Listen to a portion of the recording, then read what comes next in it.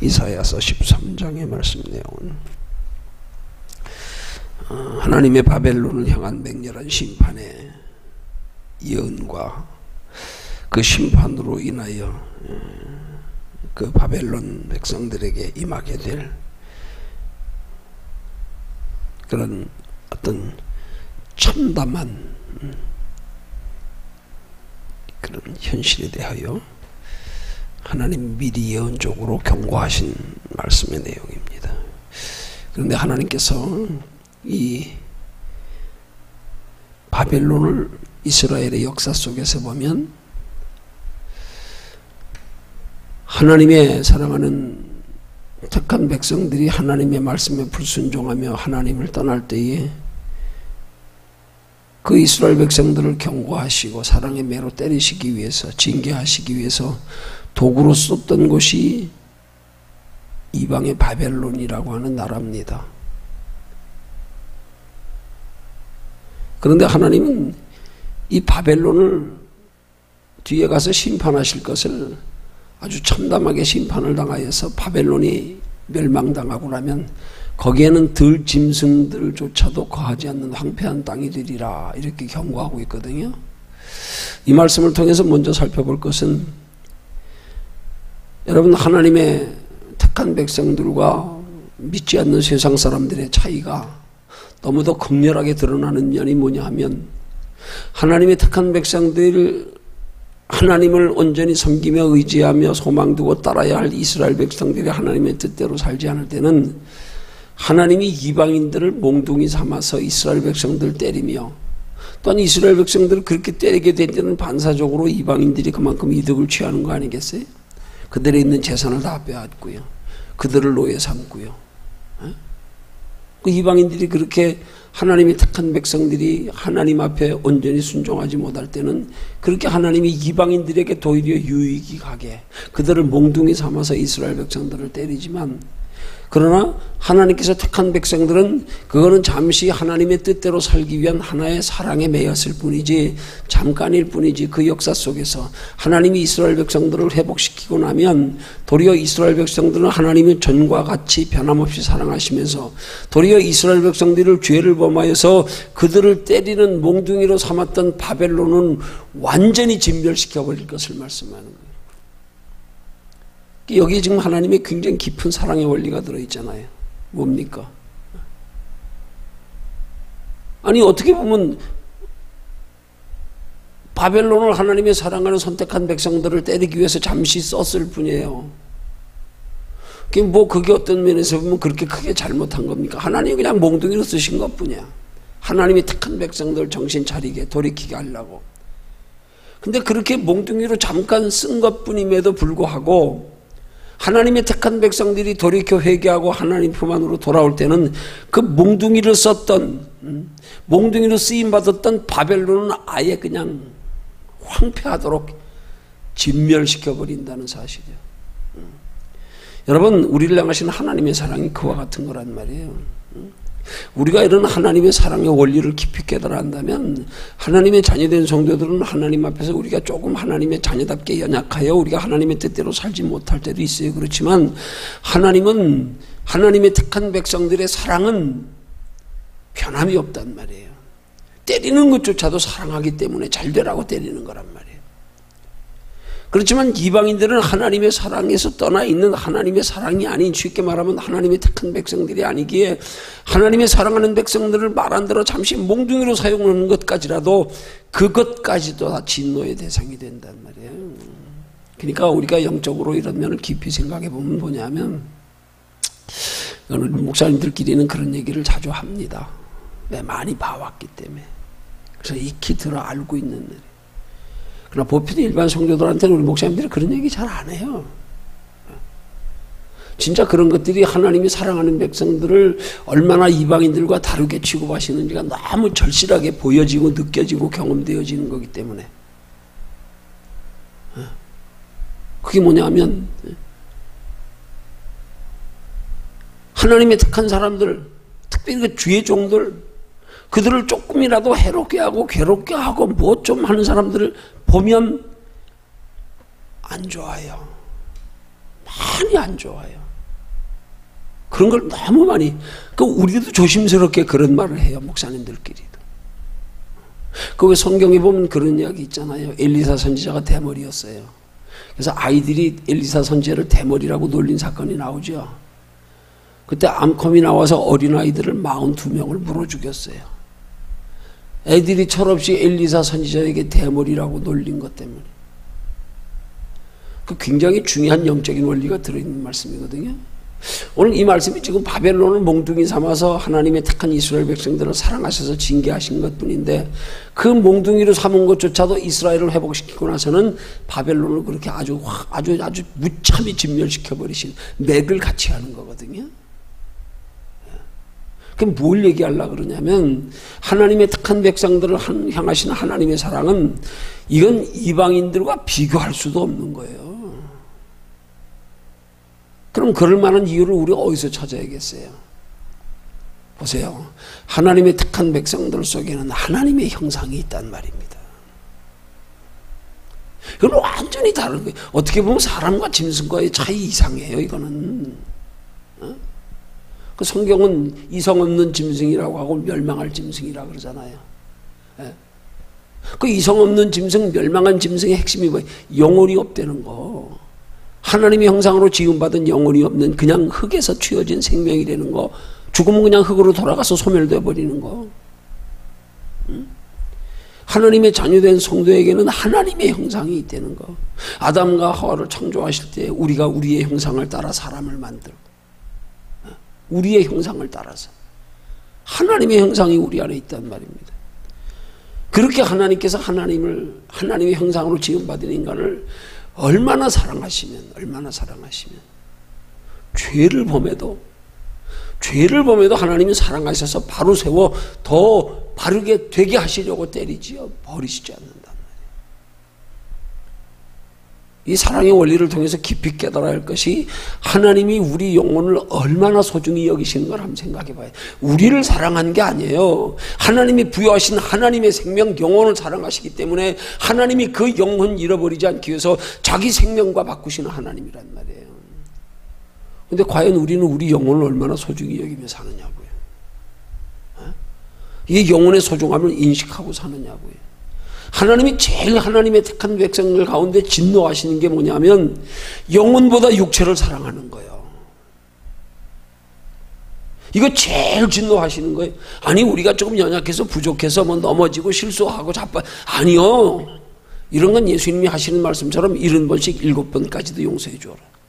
그게 문제가 아니야. 너 뭘 소중히 여기느냐? 너 생명의 본질이 뭔 줄 아느냐? 이게 중요한 거란 말이에요, 이게. 그래서 오늘 본문의 17절과 18절에 보면요, 하나님께서 이 바벨론을 하나님이 진멸시키실 것을 예언하시는 말씀 중에서 누구를 통해서 진멸시키신다고 예언하냐 하면은 메대 사람을 사용해서 바벨론을 진멸하여 심판할 것임을 말씀하고 있어요. 근데 여기 특별히 17절에서 이 메대 사람들에 대해서 묘사하기를 그렇게 묘사합니다. 그들이 은금을 돌아보지 아니하며 금을 기뻐하지 아니하는 메대 사람들, 그들을 내가 격동시켜 바벨론 사람들을 치겠다는 거예요. 그 메대 사람들이 어떤 사람들이라고요? 바벨론을 공격하는데, 바벨론을 공격하면 그 공격을 통해서 그들에게 전쟁의 가장 큰 중요한 건 저들의 소유를 빼앗기 위한 거 아니에요. 저들의 땅을 빼앗고 저들이 가지고 있는 모든 재산을 빼앗고 그것으로 자기 욕심 취하고, 전쟁은 다 그렇게 일어나는 거 아니에요? 근데 메대 사람들이 바벨론과 전쟁하면서 소유를 빼앗으려고 전쟁하는 게 아니라, 소유가 지금 거기에 관심이 있는 게 아니라 은을 돌아보지 아니하며 금을 기뻐하지 아니한다 그랬어요. 그들은 지금 메대 사람들을 공격하여서 그들의 재산을 탈취하는 게 목적이 아니라, 그것보다도 그 바벨론 사람들을 진멸하는 데에 더 목적이 있다 이 말이에요. 지금 은금이 문제, 이건 관심 없어. 바벨론 사람들을 치는 데 목적이 있어. 왜 그러냐? 메대 사람도 이방인데 하나님이 이 메대 사람들에게 바벨론을 그렇게 쳐려가는 그 뭐라 그럴까요? 그 분개한 진노심을 그 미워하는 마음을 그렇게 불들들 일어나게 하셨다 이 말이야. 이방인이 이방인을 친데도 하나님이 그 마음을 분노케 하니까, 아니 지금 다른 나라 사람들을 치면 그다 소유를 뺏기 위해서 쳐야 되는데 그건 돌아보지도 않고 그냥 분이 맹렬해가지고 바벨론을 치는 데만 관심이 있었단 말이에요. 금도 돌아보지 않고 은도 돌아보지 않고.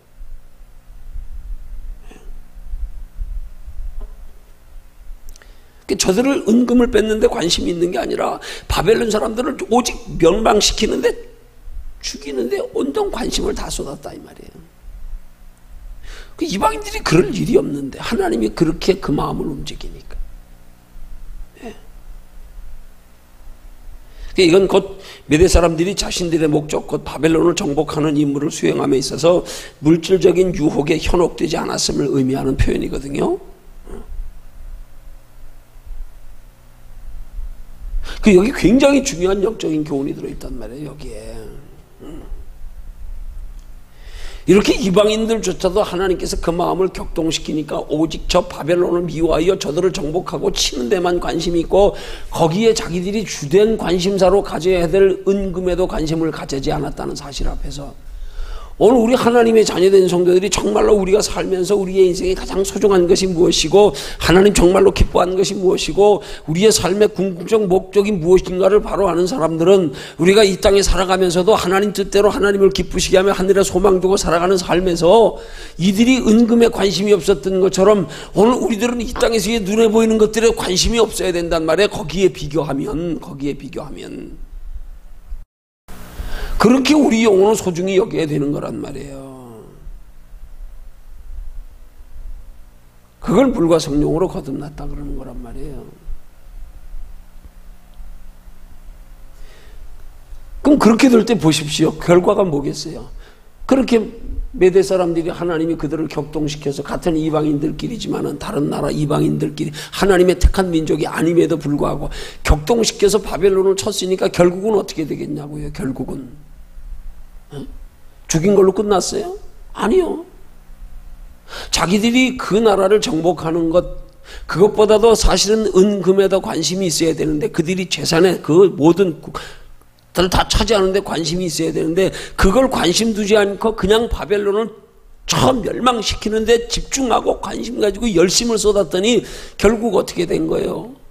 메대 사람들에 의해서 바벨론이 멸망되면서 그들이 소유하고 있는 모든 재산, 은금, 땅 다 모두가 다 뒤따라왔잖아요. 그냥. 안 그래요? 저들이 은금에 관심 없었어요. 그럼 관심 없었다고 그 나라 정복하고 나서 거기 있는 거 자기들이 안 취했어요? 아니요. 결국 정복했기 때문에 다 취한 거예요. 자동적으로 자기들 거 된 거란 말이에요. 자동적으로. 이게 영적인 의미가 뭐겠냐고요, 이게. 여기 우리 신앙생활의 원리, 축복의 원리가 여기 들어있는 거라니까요. 그걸 마태복음 6장 33절에 한마디로 하는 말씀 아니에요. 너희는 먼저 그의 나라와 그의 의를 구하라. 그래야만 이 모든 것을 너희에게 더하시리라. 그건 너희가 관심 가지지 말고 오직 하나님의 뜻대로 살기만 힘써라. 영혼을 소중히 여기면만 살아라. 그러면 그냥 그건 따라와. 너희들이 힘쓰고 애쓰는 것보다 더 알아서 하나님이 풍족하게 채워주셔. 너희들이 수고하여 애써 소중히 여기며 사랑하는 거, 소유하려고 애쓰는 거, 그것 때문에 마음고생하고 두려워하고, 아니 하나님 뜻대로 살기를 힘쓰면 그것들이 더하여 따라오는데, 이것 따라오는 건 하나님이 주시는 축복은 마음의 근심을 겸하여 주지 아니하시느니라. 우리가 하나님의 뜻대로 하나님께 소망 두고 살아가는 신앙생활이 얼마나 복된가를 한면으로 영적으로 깊은 교훈으로 우리에게 보여주는 말씀인 거예요. 이방인들조차도 하나님이 그 마음을 격동시키니까 남의 나라를 침략하면서도 그냥 목적이 저들을 점령시키는 데 목적이고 다 죽여버리는 게 목적이, 은금에 관심 없을 정도로. 그래서 다 죽이고 나니까 어떻게 됐어요? 자연적으로 은금 따라왔잖아요.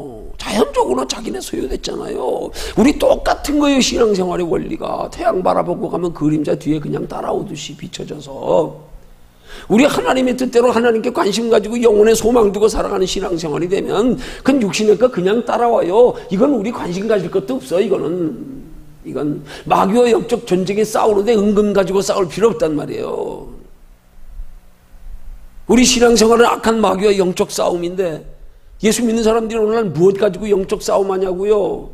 마귀가 소유하고 있는 세상 것 그거 안 뺏기려고 싸우고 앉았잖아요. 마귀하고. 복 안 뺏기려고요. 이게 아니란 말입니다.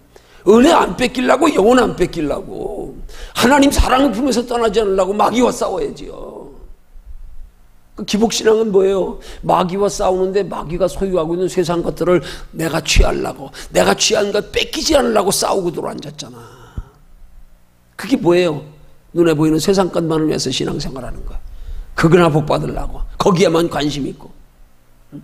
그래서 그것 따라 신앙이 왔다 갔다 하고, 살만하면 나여 했다가, 좀 사자, 자자, 쉬자 했다가, 마귀와 뭐하고 싸우는 거야?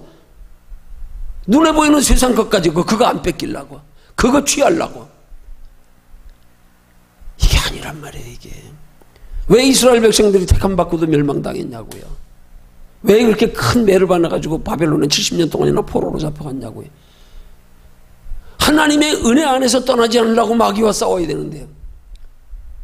세상 것 취하느라고 싸우다가, 그거 조금이라도 더 취하고 싶어서, 그거 조금이라도 더 즐기고 싶어서, 우상신을 섬겨가면서까지도, 그래 우상신 섬기면 자녀 많이 낳는데, 우상신 섬기면 뭐 흉년에서 보호해주고, 우상신이 풍년되게 하고 재물 많이 거지고, 그래서 우상 섬기고요. 하나님이 제일 진노하시는 게 그 탐욕이란 말이에요. 영혼보다 육체를 소중히 여기는 거예요. 그것 때문에 멸망당하고 70년 바벨론의 포로로 잡혀가 있었잖아요. 70년 동안 나라를 잃어버리고. 성도의 싸움은 말 그대로 영적 싸움이 돼야 되는 거예요. 영적 싸움. 영적 싸움하는 사람들은 원리를 똑바로 알고 싸워야 제대로 싸울 수 있는 거야. 저건 따라와, 걱정하지 마. 따라와 저건. 내가 하나님의 뜻대로 살기만 하면 따라와, 걱정하지 마. 때를 따라 하나님 줘, 걱정하지 마. 우리 흔한 말로 그런 말 있잖아요. 세상에 속다 무속에서. 누구는 앞으로 자빠져도 뒤통수가 깨지는데 언 놈은 자빠져도 돈 주서 일어난다고. 자빠져도 돈 주고 일어난대야. 여러분, 예수 믿는 사람들은 그런 사람들이에요. 우리 자빠져서 돈 주고 일어난 사람이 우린 자빠져도. 왜요? 자빠지는 것조차 하나님이 전화위복이 되게 하시기 때문에. 육신적으로 복을 주셔야만 꼭 복이 아니라니까요. 때로는 하나님께서 우리에게 환난과 고난의 어려운 환경으로 몰아가시는 것조차도 결국은 뒤에 복 주시려고 하는 거란 말이에요. 결과에서는 전화위복이 되고 합력하여 선을 이루심이 되게 하신단 말이에요. 뒤에가 더 사랑해 주신단 말이에요. 뒤에가 다듬어진 다음에 더 복 주신단 말이에요. 이거 깨달아 알면요, 정말로 성도 신앙생활 똑바로 알면 이거 보통 복이 아니에요. 그러면 우리가 진짜 괴로우나 즐거우나 주만 사랑할 수 있다니까. 정말 소망 중에 신앙생활 할 수 있다니까. 지금 힘들고 어려워도 낙심 안 한다니까요. 왜요? 지금 힘들고 어려운 것조차도 하나님은 뒤에 가서 전화위복되게 하실 거기 때문에. 먼저 내 영혼 잘되게 하셔서 뒤에 가서 육체도 더 잘되게 하시려고. 그래서 뒤에 가서 영혼이 잘된 다음에 육체가 되고 나면 다시는 육체로 잘되는 것에 있어서 죄로 빠지지 않게, 나태하지 않게, 견고해지게. 믿음이 먼저 바로 서지 않은 상태에서 복을 받으면 위험한 거야. 이거 언제 자빠질지 몰라.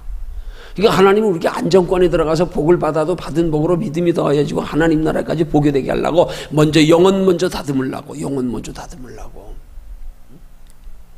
그러면 하나님이 우리 영혼을 다듬는 기간은 하나님이 우리를 그렇게 힘들게만 하시나요? 아니잖아요. 그게 광야 40년의 이스라엘 백성들의 만나의 경우 아닙니까? 그들을 다듬어 하나님의 선택된 민족으로 번성시키기 위해서 출애굽시켜가지고 그들을 가나안 땅까지 가는 40년의 여정에서 보십시오. 그런 기적이 어디 있어요? 급하게 밤에 그 10가지 재앙을 피해서 나오느라고 그냥 하루 이틀 먹으면 없어질 그냥 채 반죽이 부풀지도 않은 빵 반죽을 울러매고 뛰쳐나와가지고 한 번 신발 신고 아무것도 가지지 못하고요. 그 10가지 재앙 중에서요. 그런데 40년 동안 한 버릇이 해지지 아니었고 신발 한 켤레 신은 게 40년 동안 떨어지지 않았다고 성경이 말씀하잖아요. 기적 중에 이런 기적이 있어요? 이스라엘 백성들이 광야 40년의 여정에서 40년 동안 한 벌 옷 가지고 떨어지지 않고 입었어요. 신발 한 켤레 가지고 40년 신었어요. 이만한 기적이 있어요? 40년 동안 매일매일의 만나로 먹이셨어요? 이런 기적이 있어요? 하나님이 단련하셔도 결코 우리로 영혼에 유익되는 신앙생활에 육신적으로는 조금 더 부족함이 없게 해가 되지 않게 하시는 하나님. 이거 믿으면요 당당해요. 이게 믿는 게 진짜 믿음이야. 이게 진짜 믿음이야. 이게 신앙생활하면서 똑같이 신앙생활하면서 어떤 사람은 하나는 알고 둘은 몰라. 어떤 사람은 둘 다 아는 거야.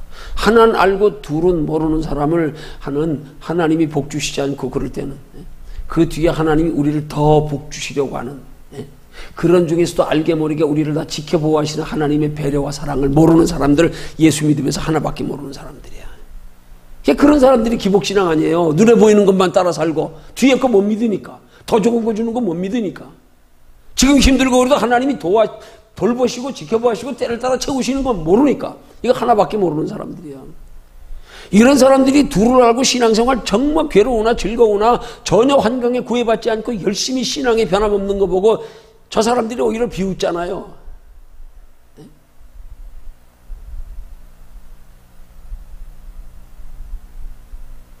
그걸 뭐라 그래요? 애꾸동네 가면 두 눈 가진 사람이 병신이라고. 지들이 하나밖에 모르면서 우리 둘 가지고 있는 걸 몰라. 우린 둘을 바라보고 있는 걸 몰라. 둘을 바라보고 살기 때문에 저들과 다르게 때로 힘들고 어려워도 변함없이 당당하게 소망 가지고 사는 거, 그거 이해 못하는 거예요. 그 사람들이 보통 바보같이 에이 또라이들 저거 에이 뭘 저렇게 믿냐 뭘. 그냥 육신을 거나 취하면서 적당히 거기 기준으로 살면 되지. 뭐 형편 따라 그냥 뭐 좀 육신적으로 그냥 돈 버느라고 바쁘면 좀 뭐 교회 좀 빠지면 어떻고 좀 어떠냐. 이게 하나 알고 둘 모르는 사람들이 하는 평가 아니겠어요? 그럼 적어도 우린 둘을 아는 사람들은 어떻게 해야 되냐고요. 그 사람들한테 마음으로라도 휘둘리진 않아야 될 거 아니에요. 속으로 돌아보면서 정말 내가 잘못했나? 내가 신앙생활 잘못해서 그런가? 어린아이 때 옆집 동네 어른들이 나 그런 놀림 많이 받았어. 처량한 소리 놀리면서 야, 너 다리 밑에서 주워왔다? 진짜 어릴 때 생각이 정말 주워왔나? 엄마 한번 쳐다보고 나 한번 쳐다보고 속으로. 주변 사람들이 뭐 신앙생활 열심히 변함없이 하면서도 뭐 남이 보기엔 풀리는 것도 없는 것 같고 뭐 그렇게 잘 사는 것 같지도 않고 복 받은 것 같지도 않고 에이 무슨 졌다고 믿냐. 그렇게 사람들이 평가한다고 생각할 때 끼우돼 가면서 나 돌아봐가면서 정말 이거 내가 신앙생활 똑바로 못해서 이렇게 어려운 거 아니야? 이러고 갈등하고 있지 않냐 이 말이에요. 똑바로 알아보세요. 똑바로 깨달아 보세요. 똑바로 믿어보세요. 거기서도 남이 알지 못하는 평안. 주님이 우리에게 내가 주는 평안은 세상이 주는 평안과 다르다고 말씀하신 그 평안의 의미, 이게 깨달아져 보세요. 이게. 내가 가서 부흥회 나가면 종종 하는 소리, 너희들이 그 맛을 알아? 정말 너희들이 하나님이 주신 은혜와 평강과 축복의 맛을 알아? 예수 믿으면서 이거 아는 사람들은 소수예요. 소수예요. 정말 열에 한 명도 드문 것 같아. 드문 것 같아. 너희들이 이 맛 알아?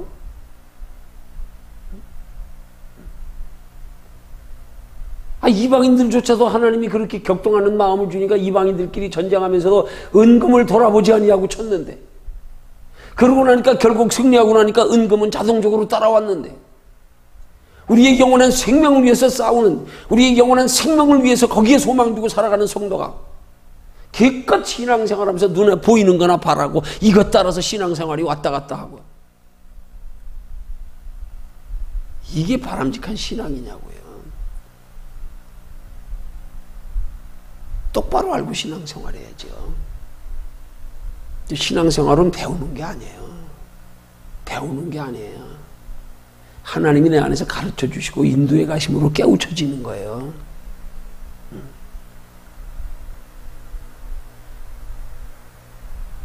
하나님이 인도하시고 바른 길로 인도하시며 깨우쳐 주시는 것도 바른 복음을 들을 때 하나님이 바로 깨닫게 하시는 거예요. 바른 복음을 들을 때.